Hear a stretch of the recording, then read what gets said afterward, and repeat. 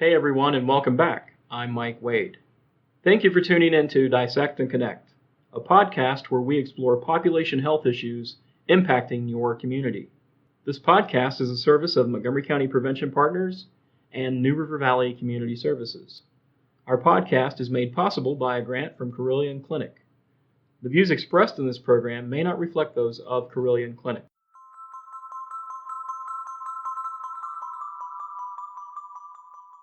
Tonya Milling is from North Carolina and has worked in the field of disabilities for over 20 years.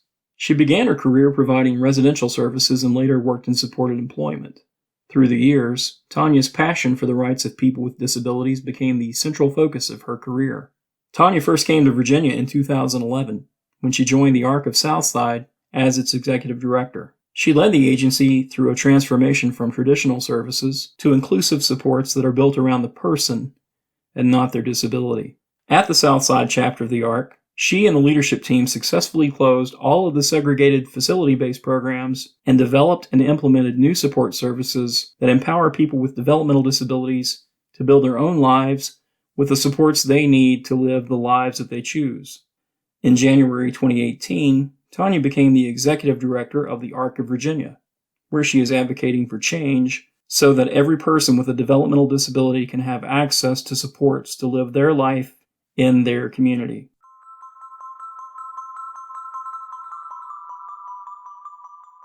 So Tonya, welcome to the Dissect and Connect podcast. Hello, thank you. Thanks for having me. Absolutely, we're honored to have you. So just starting off the conversation with the topic that I think is on most people's minds these days, I wanted to ask how you've personally been impacted by the COVID-19 pandemic.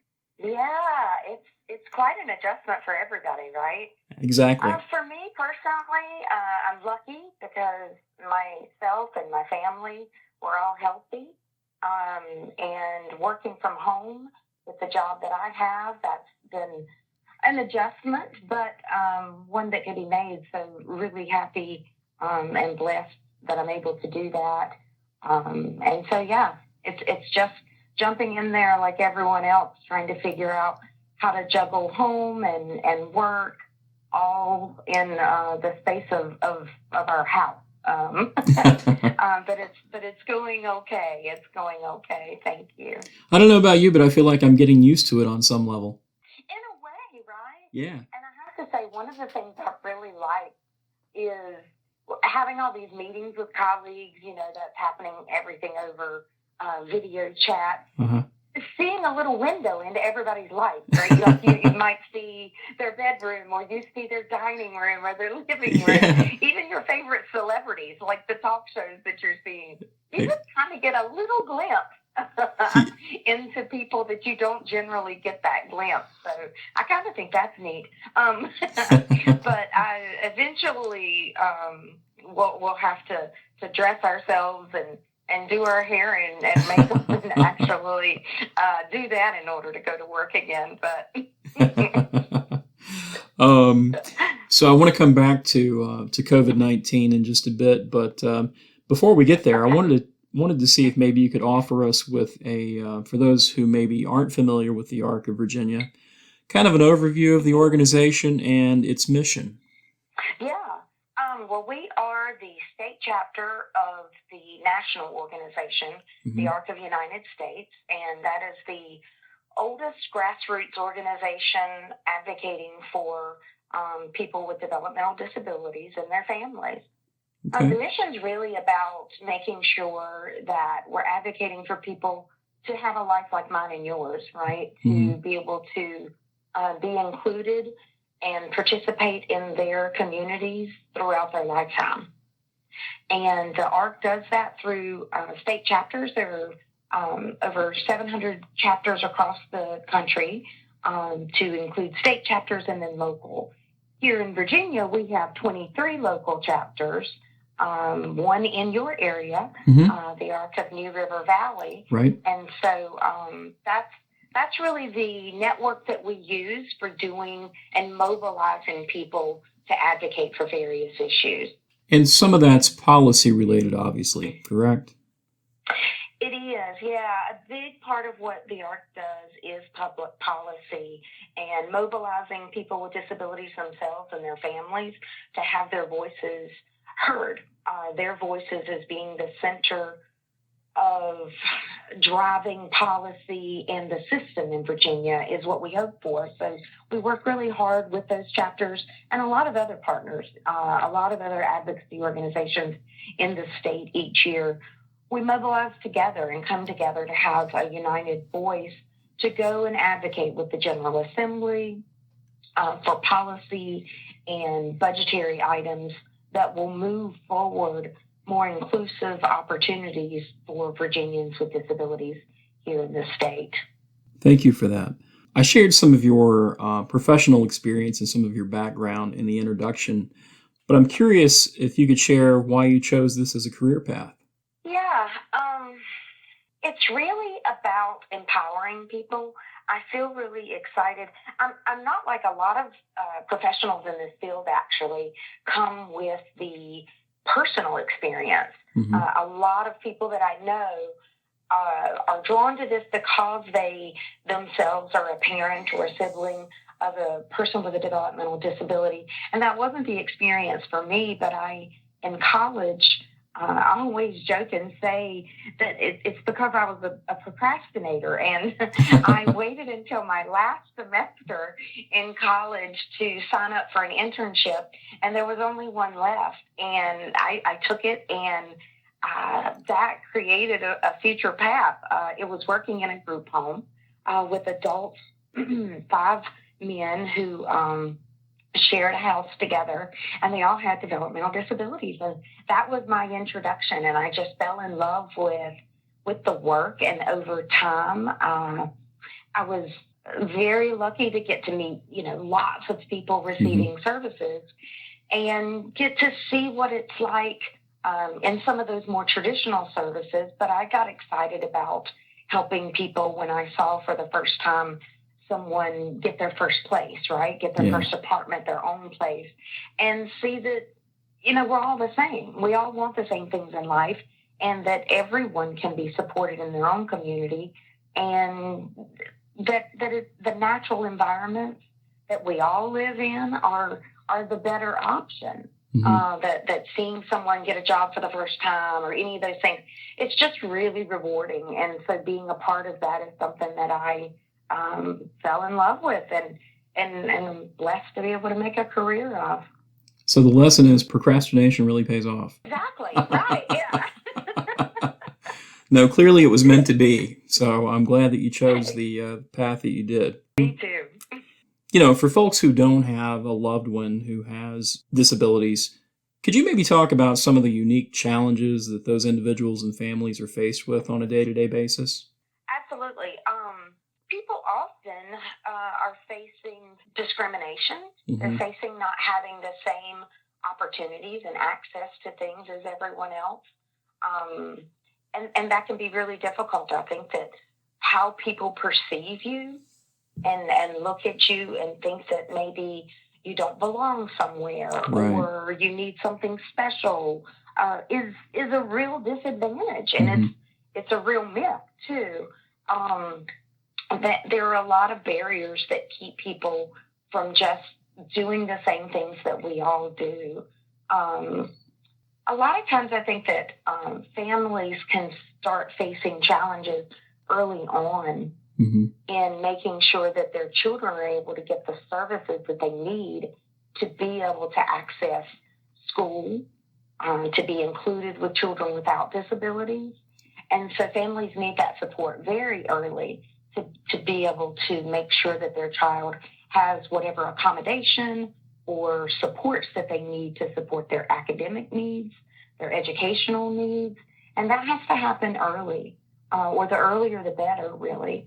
Children have much better outcomes the earlier that we're able to intervene with services in their life. And sometimes that might be speech therapy, occupational therapy, all sorts of things. But it's important that families get that access early. Yeah. And, from some of the families that I know who have a loved one with a disability of some sort, many of those parents who are also acting as caregivers of their adult children are older now. and it's becoming more and more difficult for them to take care of their loved ones. Is that kind of a common issue that you run into across the state? Yeah, it is. And, when we look at how many people are waiting for services in Virginia, services are provided primarily through the DD waiver, the Medicaid system. And that there's a very long waiting list. 13,000 people are waiting for services in Virginia. And that puts so much pressure on the family if they don't have support and resources. If a family doesn't get the services that they need, that can disrupt and kind of cause this snowball effect because maybe the mom or the dad lose their job because they have to be home because they're not able to get services. And that really compounds the pressure on a family if one of the parents have to stop working to provide care for their young or adult child with a developmental disability. Right. And that just leads to so many other problems within the family unit,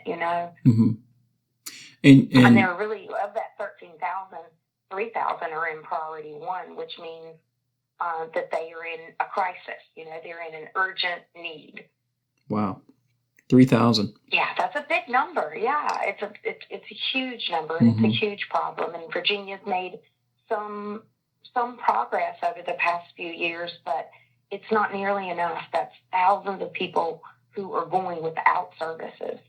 Is the bottom line funding? Is that what it comes down to? It is. It is.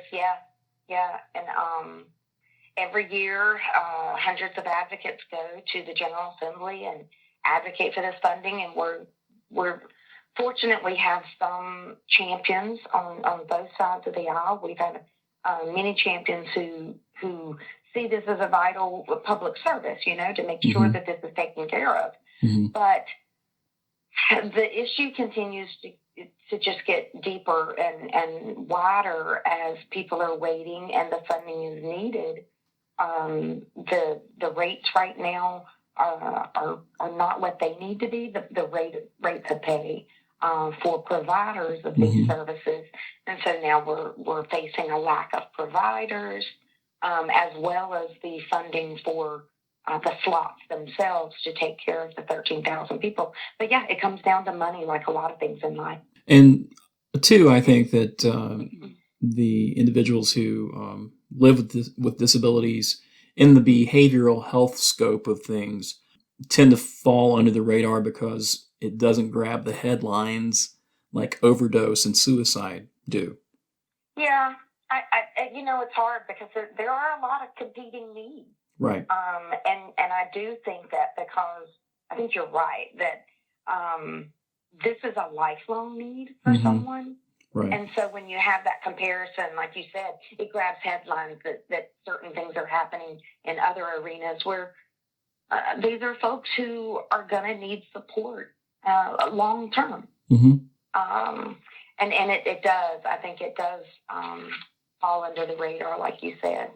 So let's go back and revisit the subject of COVID-19. There's quite a bit of data that's coming out that shows that individuals who live with disabilities are at a higher risk than the general population. So that's obviously concerning. Can you talk a little bit more about the impact of COVID-19 on individuals and families with disabilities, at least from your lens and what you're seeing? Yeah, you're right. They are definitely at a greater risk. And what's happening, I think a few things there. One is that people may have more underlying health issues that put them at greater risk. And the other thing that's happening is Virginia is an example of places, although this is, of course, going on everywhere, but where we're still as a state over-reliant on facility-based programs. We've been in the midst of a lawsuit with the Department of Justice for several years to make sure that we build more community-based services. And one of the things that's interesting but disheartening to see is during this crisis that people are at greater risk when they're in those facility-based programs. When you're in a congregate setting, Mm-hmm. that it's very hard to social distance, right? I mean, that's true for anyone, and Yeah.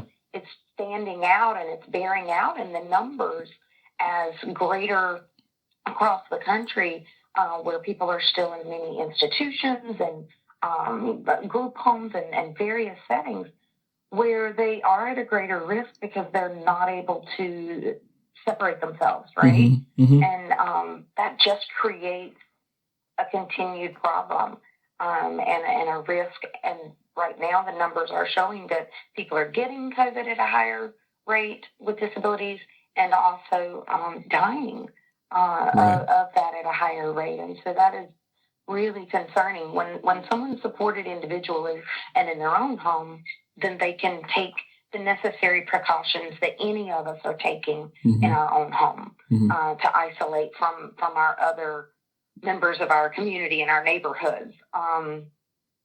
So I think that people are facing a lot of risk when they're in those settings.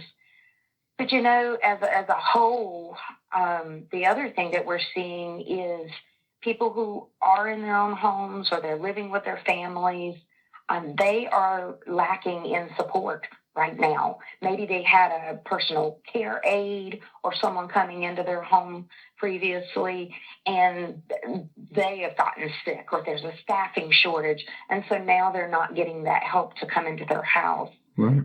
So that's been a really big barrier and crisis for folks, as they could be. We've heard some stories of people who are left without care.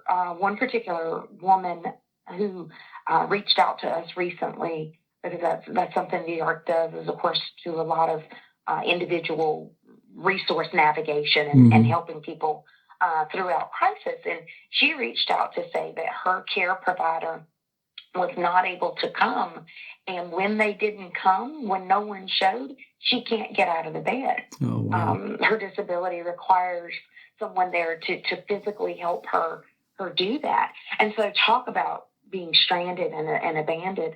It can be a quite dire situation. So people are really facing some struggles and lack of their provider staff coming in. The other risk that people seem to be facing at a higher rate is the lack of PPE, the personal protective equipment. Mm-hmm. That's been a shortage all over the country and here in Virginia. But we've heard a lot from providers who run programs like group homes that they're having a really difficult time getting PPE. Right. But then we're hearing from hundreds of families and individuals who aren't in those provider settings, but they're getting services at their own home. Mm-hmm. And they are getting they can't get disinfectant. All of that's sold out at the stores. Right. And they're not able to. They have people coming in their home without disinfectant and without masks, and it's a real issue. We've been trying to reach out and work with the state, and are continuing to reach out to do that. And to any other partners, there are many people trying to get PPE into the hands of people so that they have that available, that they can, be empowered to require that when staff come into their house to support them, that they have what they need to do that safely. In thinking about this pandemic being something that it looks and appears to be something that we're going to be in for the long term, what are you concerned about the most? Yeah, I think PPE is definitely one of the biggest concerns, as this may come, that this, like you said, it may just stay with us, or it may come in waves. And people really do need to be able to get access to that. So that's something we can, we all as a state and leaders need to work on to make sure that people have what they need to stay safe. Right. The other thing I think I worry about is people not having access to the services themselves. Our state has now allowed, through what's called a Appendix K, the state could make changes to our waiver program, and they've done that to add in some flexibilities so that people could get services in more flexible ways, Mm-hmm. right? So to do what we're all doing in our own homes for our children's birthdays and graduations and all that. Right. We're reaching out through video. That's how we're working now. It's how we're socializing. Mm-hmm. And people with disabilities need to have that same access. And so they have just announced in the last a little over a week that that's going to be allowed now, that providers can reach out to people and provide their services using video, telephone, so that they can remain engaged and receive some of the services and working on the same goals. You can, you might be living in your own home and previously someone came in to help you with cooking dinner and Right. learning how to grocery shop. Well, you can still do those things from a distance. You have to find another way, right? Right. You might be teaching someone how to use Instacart so that they can order their groceries, and you might be working on a recipe together over video, but these things can still be done. That needs to be available to people. And I think a concern I have is our state was a little slow on getting that started. As I said, that's just come on board in the last 2 weeks, right. And we've been going in this pandemic for a while. So if this is going to become part of our new existence, my concern and hope would be that those things can continue to happen, that we are more flexible and agile and fast about making these things available to people. Because people, before the pandemic, people with disabilities faced isolation at a higher rate than other folks already. And so now that's even more prevalent and noticeable. And so we want to make sure that people are getting connected and engaged so that they have what they need, like the rest of us, to be healthy, and your mental health and all of those things depend on that. And, something we have noticed is technology, right? Everybody needs that, and that's something that a lot of people don't have. Right. And so I think that's another concern or another area of need that we all have to focus on is getting technology into the hands of people so that they have what they need in order to connect. Yeah, I was actually going to bring that up, so I'm glad you mentioned that. The considerations for the proper assistive technology, obviously, but then just access to high-speed internet, which we know that there are communities in our state where that is a challenge, even in the best of situations. Oh, absolutely, right? So it's having access to the internet and then just a laptop and a smartphone, and do you have these things?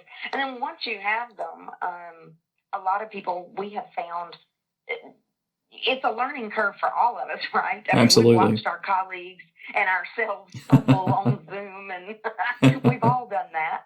Sure.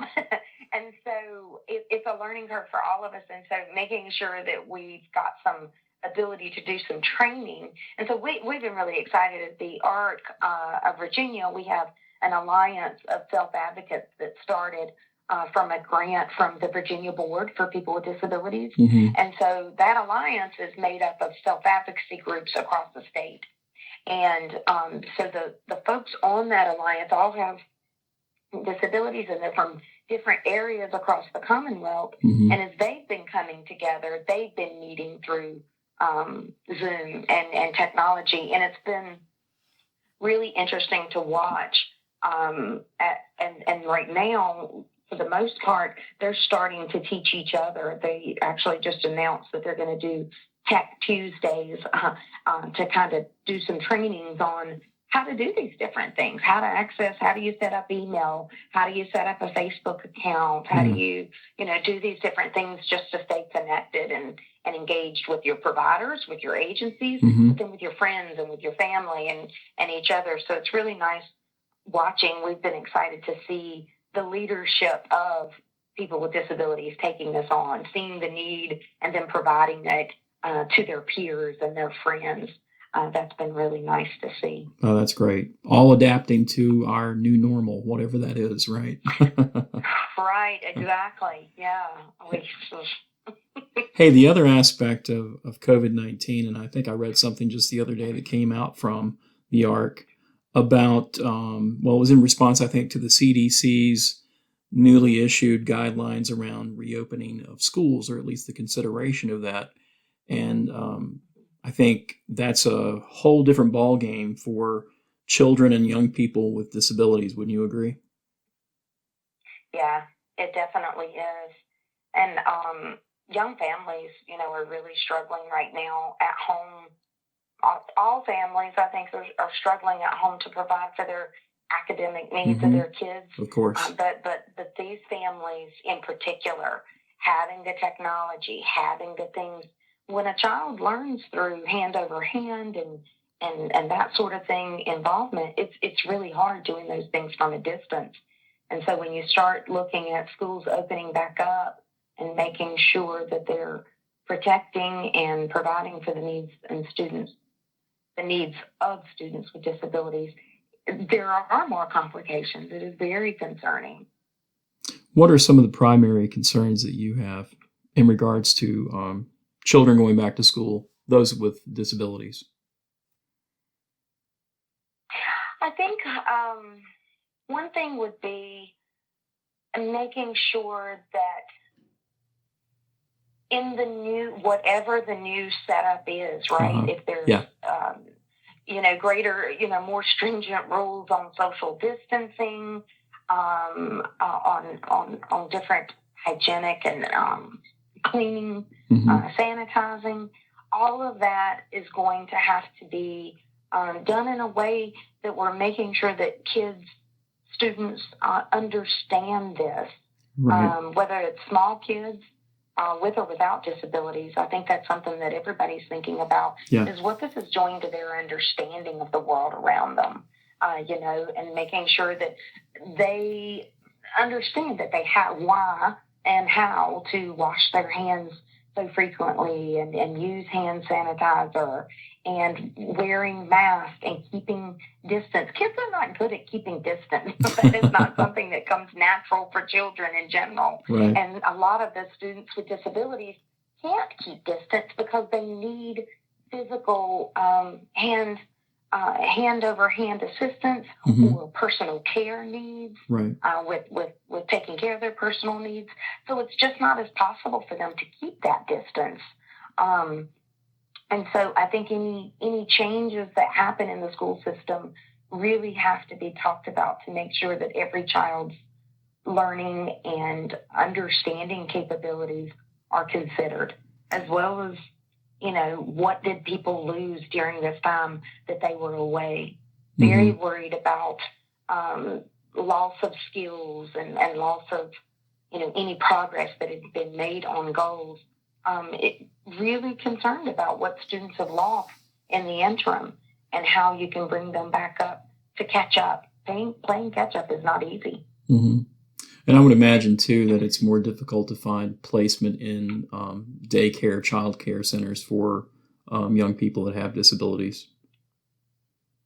And that's always been, right? Yeah, so even without all of this, it's been a struggle for families, right, to get their child, particularly if their child has any issues with coping with the world around them that might lead them to acting out or having a behavior when they are not able to communicate their needs.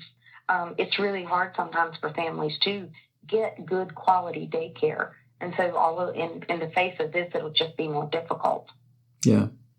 So if you had a magic wand, Tonya, what would be maybe one or two things that you would like to see happen in the next year, 2, 5, whatever that may be?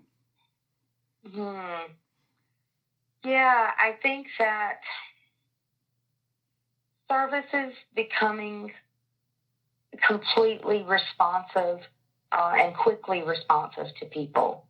That over time, that these quick adjustments that we need to make to switch, whether it's educational or for adult services, to video and other platforms, I think we've got to be, and our system has to be quickly responsive to that. Right.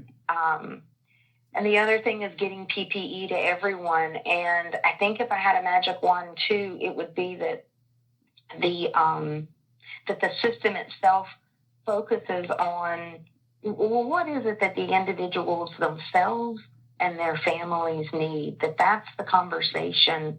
Right now, I think we find ourselves talking about, and I understand why we're talking about providers, and because we have to make sure that we have providers at the end of this crisis. So Sure. we certainly want to make sure with retainer payments and all of these things, we want to make sure that that's done so that these small providers, nonprofits, aren't going out of business, right? Mm-hmm. That's important. But it feels like sometimes that's the only conversation, and really the way to make sure that the providers, one of the ways to make sure providers exist and thrive is that they have people to support. Right. So if we make sure to just think about the system responding to the needs of people, finding out what individuals and families are truly facing, if that becomes the conversation, then it's a byproduct that providers will survive and thrive because they're going to be responding to what people need.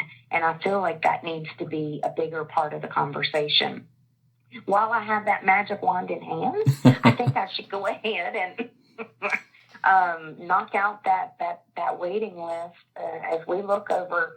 And it's a scary time for everyone. And as we look at the financial implication of COVID on our state, I don't envy the people who have to work with that.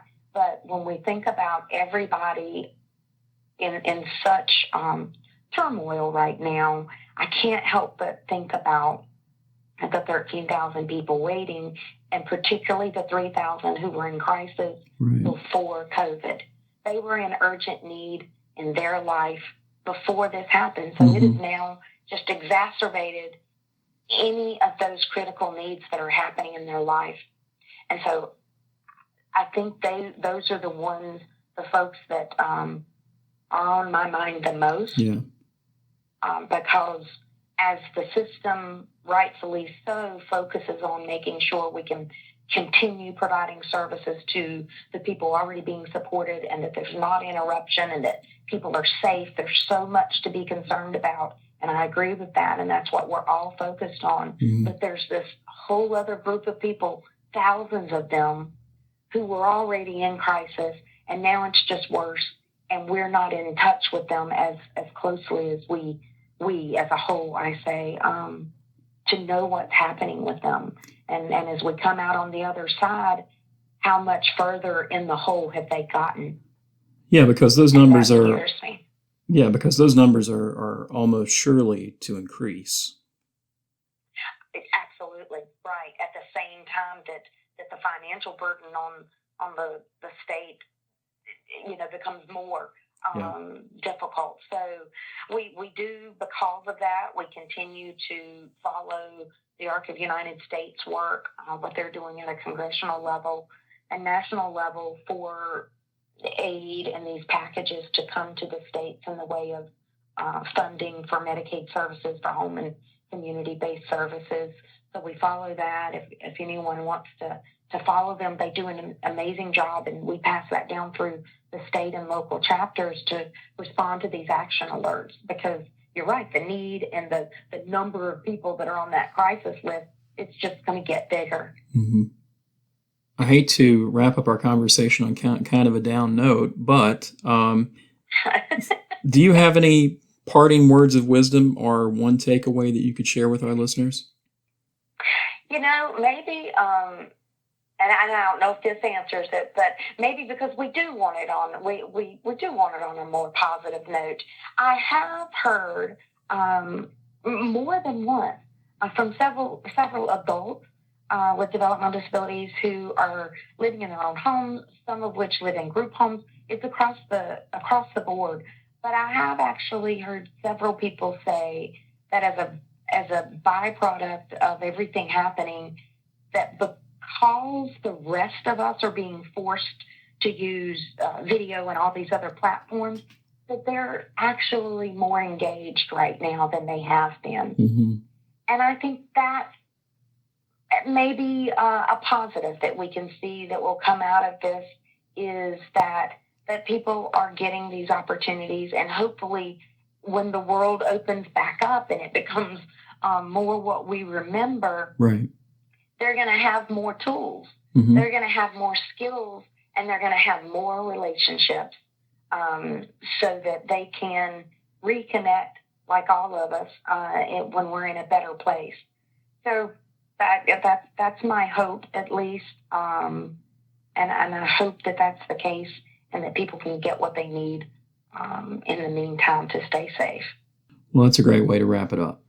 So, Tonya, for folks who want to learn more about the Arc of Virginia, what's the best way to find out more about that and to get involved? Absolutely.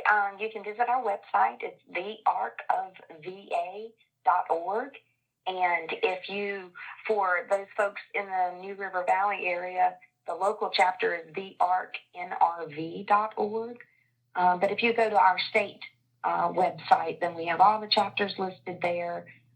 You can sign up, you can join, you can become a member, you can sign up just to be on the mailing list to stay connected with us. And you can always call us. We love to hear from families, to know what they're going through, and see how we can help them in their own journey and their own path. Great, and we'll include notes to all of that in our show notes for today's episode. Okay, great. Thank you. Well, Tonya, thank you again so much for your time and your insight. It's been very helpful, I think, to hear that perspective, and I'm sure that our listeners will gain tons of information from our discussion. So thank you again for taking time to be on the podcast. Oh, well, thank you. I enjoyed it.